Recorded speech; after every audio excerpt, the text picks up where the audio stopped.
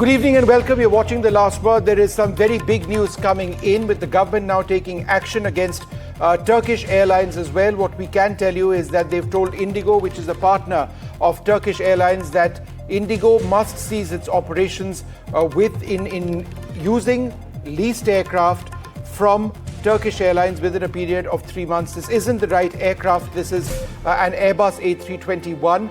The aircraft in question are Boeing 777-300 aircraft, which are being used by Indigo on wet lease from Turkish Airlines, which is among the biggest airlines in the world. And the way that this actually works, and let's go full frame to these shots for a moment, the way that this actually works is that passengers from India who choose to fly to the West or, for example, to the United States, often end up flying with Indigo, which flies to Istanbul from Delhi and from Mumbai, and then using the codeshare which Indigo has with Turkish Airlines, they board Turkish Airlines flights, which takes them all across the world.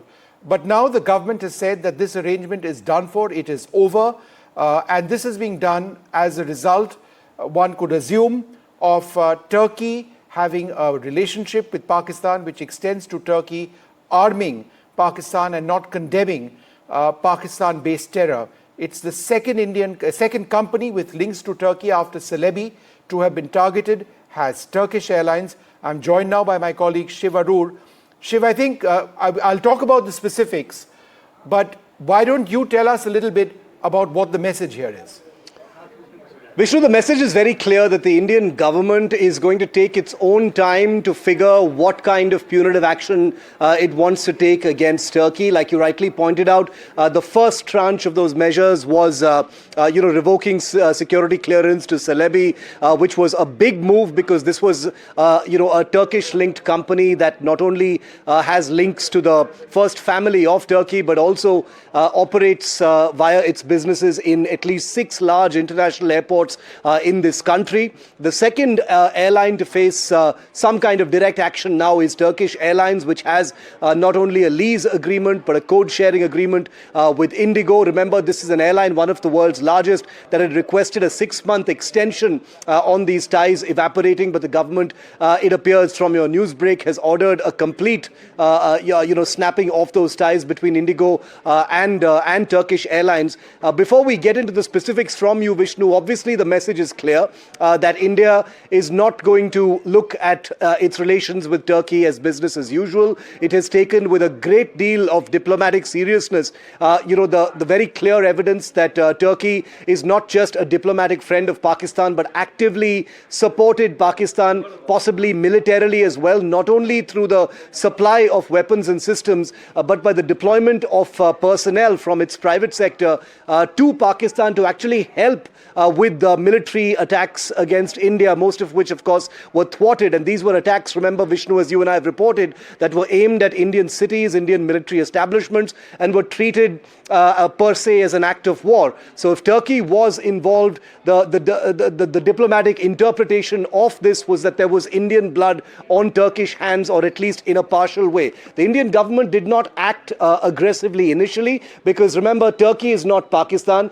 There are very many complexities when it comes to a country like Turkey. It's a member of NATO, geographically distant. There are different diplomatic dynamics when it comes to a country like Turkey as well, and therefore India has needed to take its time. The reality of it, Vishnu, of course, is that there are fewer options available with India in terms of what kind of punitive measures can be taken against a country like Turkey, which by virtue of its geography enjoys a great deal of outsized geopolitical heft. But from Celebi to Indigo and Turkish Airlines, it appears that the government has not swept things under the carpet with Turkey. No, that's right. And I'm just going to go through a couple of the basic points over here. And this is what the Civil Aviation Ministry has actually now made very clear, that it's not business as usual, obviously, with Turkey, but the implications are quite severe for those who've been booked to travel on Indigo Airlines. However, there is some sort of protection for passengers which has taken place for a period of 3 months. So I'm just going to read the statement and Shiv reflect on it. In order to avoid passenger inconvenience due to immediate flight disruption, Indigo has been granted a one-time, last and final extension of 3 months up to the 31st of August for these damp leased aircraft based on the undertaking from the airline that they will terminate the damp lease with Turkish Airlines within this extension period and shall not seek any further extension for these operations. This is as clear as it gets. Indigo has been, they've been read the riot act. They've been told that they can't be operating these flights on a damp lease with the Turkish company, Turkish Airlines in this case. What I can, however, tell you is, and this is important, that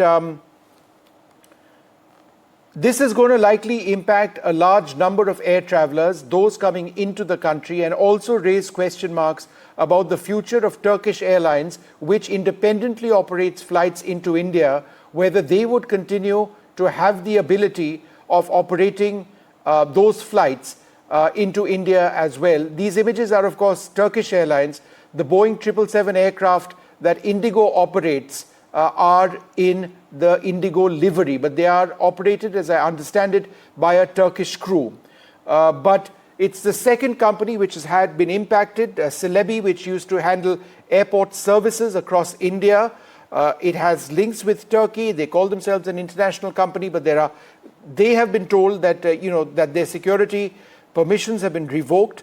Many other airport services providers have picked up their staff as well. But this essentially means that those looking to travel outside India and who were using this Indigo option will have to look for different airlines. The reason this Indigo option was important is because Indigo is a low-cost carrier, and the fares that they offered for the sector between Delhi and Istanbul, or Mumbai and Istanbul, was quite cheap compared to other airlines.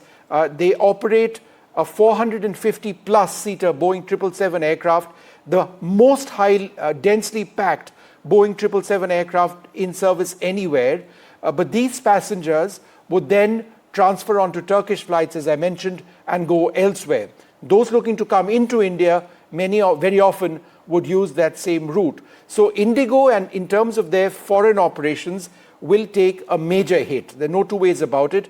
They've now entered of late into an agreement with North Atlantic. They've leased a couple of North Atlantic Boeing 787 long-range aircraft. That will be used ultimately for flights to Western Europe as well. But for now, for a period of 3 months, Indigo can continue its operations as far as flights into Istanbul using these leased aircraft are concerned.